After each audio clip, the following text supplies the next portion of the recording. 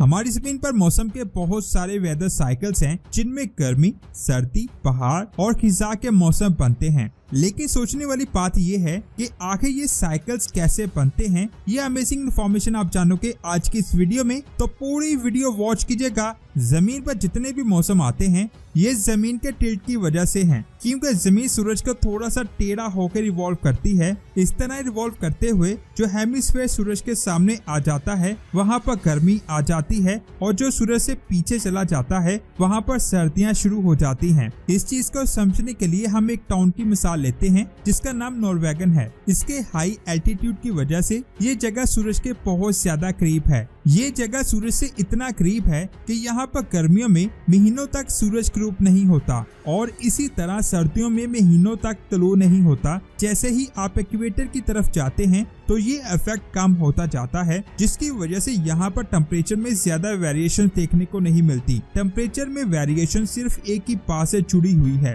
कि आप सूरज से कितना करीब हैं। लेकिन क्या आप ये बात जानते हैं कि हमारी जमीन का टिल्ट हमेशा एक जैसा नहीं रहता। कुछ टाइम के लिए जमीन को सूरज के गिर्द ऑर्बिट करते हुए इमेजिन करें। जैसे अभी आप स्क्रीन पर सोलर सिस्टम की एक मॉडल को देख रहे होंगे, जिसके गिर्द सारे सितारे एक सर्कल में ऑर्बिट कर रहे हैं। ये सब सूरज की ग्रेविटी की वजह से इस तरह ऑर्बिट कर रहे हैं, लेकिन हकीकत में ग्रेविटी की वजह सिर्फ सूरज ही नहीं है, बल्कि सोलर सिस्टम में मौजूद सितारे भी एक दूसरे पर ग्रेविटी का असर डालते हैं, और बहुत से सितारों की ग्रेविटी का असर हमारी जमीन पर भी होता है। ज्यादातर ऐसे सितारे जिनका मास ज्यादा होता है, जैसे कि जुपिटर, जिसका मास जमीन के मास से 318 गुना ज्यादा है। इसके अलावा सैटर्न है, जिसका मास जमीन के मास से 95 गुना ज्यादा है। सोलर सिस्टम में मौजूद सब सितारे मुख्तलिफ स्पीड से सूरज के गिर्द रोटेट करते हैं। इस वजह से हमारी जमीन पर ग्रेविटी का असर भी कभी कम हो जाता है और कभी ज्यादा हो जाता है, जिससे जमीन की टिल्ट और रोटेशन पर काफी असर होता है। इसी से जमीन पर वेदर साइकिल्स भी चलते हैं। इन साइकिल्स को सबसे पहले सर्बियन साइंसदान मार्टिन मिलेंकोविच ने 1920 में एक्सप्लेन किया था, इसीलिए इनको मिलेंकोविच साइकिल कहते हैं। सूरज के गिर्द जमीन का एक ऑर्बिट 1000 साल बाद एलिप्टिकल हो जाता है, यानी हम सूरज के गिर्द सर्कल में ऑर्बिट नहीं करते, बल्कि एलिप्टिकल शेप में ऑर्बिट करते हैं। अगर हम सर्कल में ऑर्बिट करते रहें तो जमीन पर पूरा साल सूरज की रोशनी एक ही मकदार से आती रहेगी। लेकिन अगर हम सूरज के गिर्द एलिप्टिकल शेप में ऑर्बिट करते हैं तो एक वक्त ऐसा आता है जब हम सूरज से दूर चले जाते हैं, और जब जमीन पर सूरज की रोशनी बहुत कम आती है, जिसकी वजह से जमीन पर सर्दियां शुरू हो जाती हैं। हम 3 जनवरी को सूरज से बहुत ज्यादा दूर होते हैं, जिसकी वजह से जनवरी में बहुत ज्यादा सर्दी होती है, और 4 जुलाई को हम सूरज के बहुत ज्यादा करीब होते हैं। इस टाइम पीरियड में साउथ हेमिस्फीयर में विंटर्स होते हैं, जबकि नॉर्थ हेमिस्फीयर में समर होता है।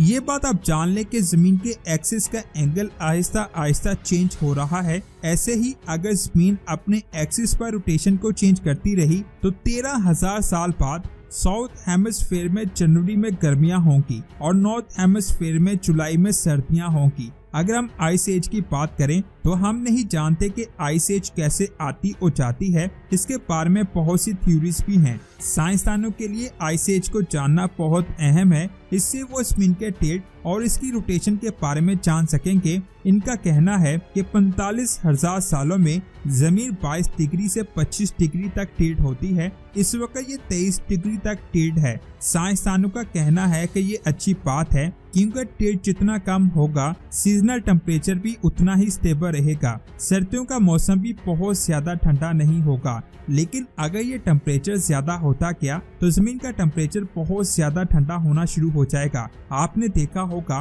कि गर्मियों में पहाड़ों पर जमी हुई बर्फ पिघलना शुरू कर देती है, लेकिन अगर गर्मी के मौसम में बहुत ज्यादा गर्मी ना हो तो बर्फ भी ज्यादा नहीं पिघलती। अगर हम स्पेस से जमीन को देखें तो ये पता चलता है कि जिस जगह पर बर्फ जमी हुई है वहाँ पर रोशनी अब्सॉर्ब नहीं होती, बल्कि रिफ्लेक्ट हो जाती है। इसीलिए अगर सारी जमीन पर बर्फ जम जाए तो यहाँ सूरज की रोशनी आना बंद हो जाएगी। इसका स्नोफॉल इफेक्ट कहते हैं। इस वक्त हम इंटरग्लेशियल पीरियड में हैं, यानी जमीन का टेम्परेचर ज्यादा है और ये इफेक्ट हजारों सालों तक रहेगा। अगर हम इस पीरियड में ना होते तो हो सकता है कि इस वक्त हम आइस एज में होते। ये सिर्फ मिलेंकोविच पीरियड का नतीजा है, जिसकी वजह से हम जमीन पर गर्मी और सर्दी सारे मौसम एंजॉय करते हैं। और मिलैंकोविच साइकिल ही ग्लोबल टेम्परेचर पर अपना असर डाल रहा है। इसके अलावा कार्बन डाइऑक्साइड और मीथेन गैस भी ग्लोबल टेम्परेचर को बढ़ाने में बहुत ज्यादा अहम रोल अदा कर रहे हैं। जमीन का टेम्परेचर बढ़ रहा है जिससे बर्फ पिघल रही है।